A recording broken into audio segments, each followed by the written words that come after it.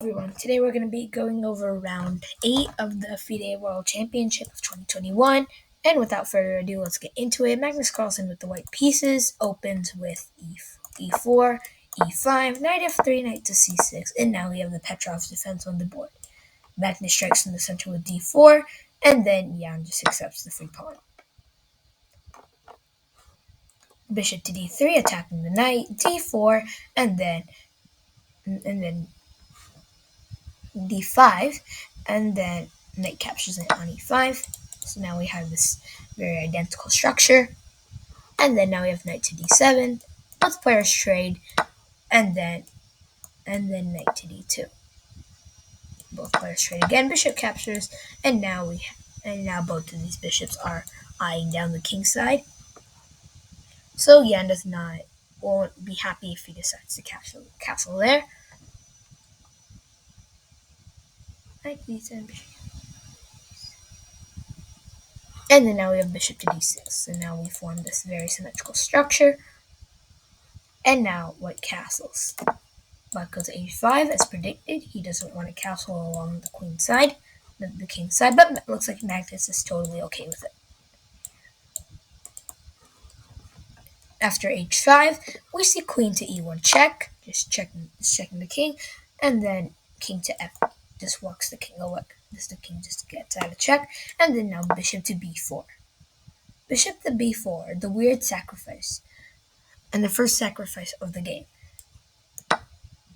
I think the point is after bishop b4 that you can't really take on b4.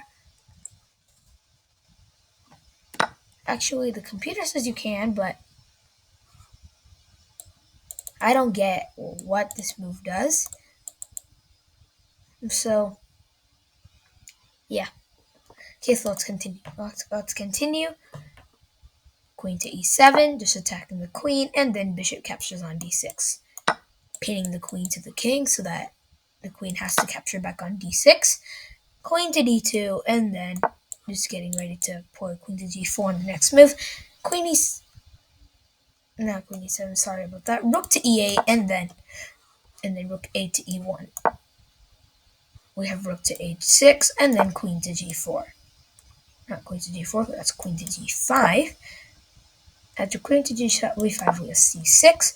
Rook captures on e8 check, bishop captures, and then rook to e1. Just eyeing down the bishop. Queen to f6. It's attacking the queen, and then now we see queen to e3. Just get threatening checkmate over here, and really there's now no way to stop it apart from playing the one and only queen to e6 or bishop to d7.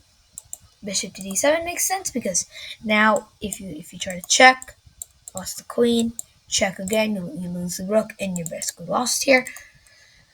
So bishop to d7 was played, h3, h4, and then c4. Striking on the queen side. D captures, bishop captures, and then the best move of chess according to Agadmather, b5. The queen to a3 check, and then king to g8. Just getting the king deeper into his forest, and now it actually kind of looks like black castled on the king side. So now you've got to do something about this threatened bishop. So Magnus decides to capture on a7. So that now even if black decides to capture white's bishop, white gets the bishop back, and now he's up a successful pawn. Also, he has a passed pawn and an almost passed pawn over here. If he could get them out. So after queen captures on a7, instead of capturing the pawn, Jan plays queen to d8, and now we see bishop to b3. Just retreat, just getting the bishop out of the way because now you cannot capture this bishop for the bishop on c4. After that, we see rook to d6. Sorry, that's my d6. Rook to d6 so that the queen can run away and this bishop will still be safe. Rook to e4, just developing the rook, and then bishop to e6. Just attacking the bishop on b3, and then bishop captures, rook captures, and then f captures. So now we have this sort of end game where the two queens are against each other, and Magnus is up a pawn for that capture on a7. That is over on move 23. Why he's up a pawn? Because of this capture on e7. After that's why Magnus didn't play that line. After queen captures, we decided that queen d8, and then we just went for this line, right?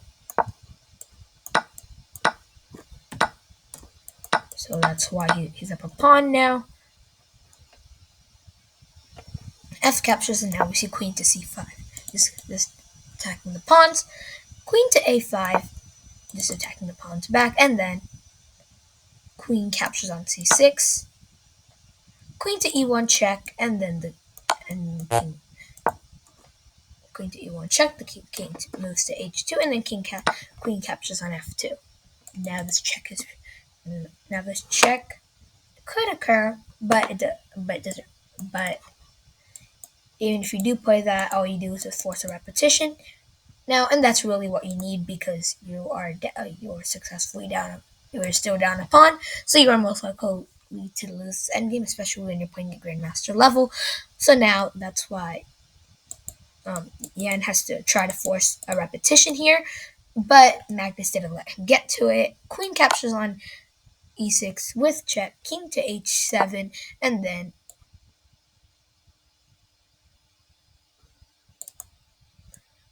queen captures on e6, king to e7, queen to e4 check, and then king to g8, and then Magnus picks king to g8, and then b3. Queen captures on a2, queen captures not queen captures on e8, queen to e8 check, king to h7, and then queen to h5 check. Magnus needs to try to get compensation for the for the picked up pawn, for the pawn that Jan picked up just now, and then now we see after queen h5.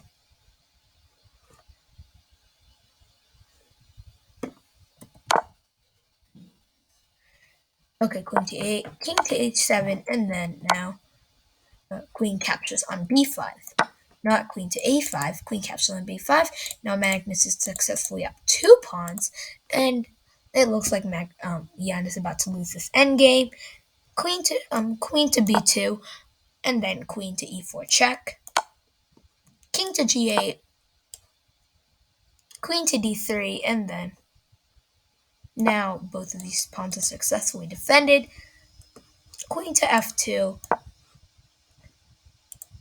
and now the time on the clock is 18 minutes and 24 seconds for Jan, and 5 minutes and 24 seconds for Magnus. So even though he's up the 2 pawns, Jan is still a grandmaster, and he could still somehow make Magnus think about his position, even though he's up the 2 pawns. Queen the white is up the 2 pawns, queen to f. Sorry about that. Quick interface problem. I've got to just get ahead.